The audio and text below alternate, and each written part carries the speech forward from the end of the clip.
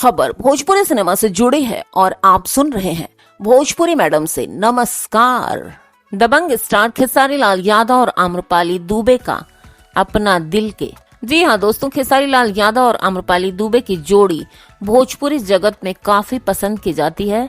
खेसारी लाल यादव और आम्रपाली दुबे जब भी नजर आते हैं धमाल ही मचाते हैं और इनके फैंस को इनका म्यूजिक वीडियो भी खूब पसंद आता है और रिलीज होते ही हिट हो जाता है, वायरल हो जाता है।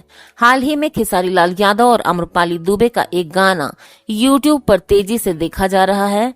इस वीडियो में खेसारी लाल यादव आम्रपाली दुबे की जोड़ी लोग काफी पसंद कर रहे हैं। इस गाने का टाइटल अपना दिल के। जी हाँ दोस्तों, जो फिल्म आशिकी से लिया गया है। भोजपुरी के इस गाने में दिखाया गया है कि खेसारी लाल यादव और आम्रपाली दुबे एक दूसरे के प्यार में खोए हुए हैं।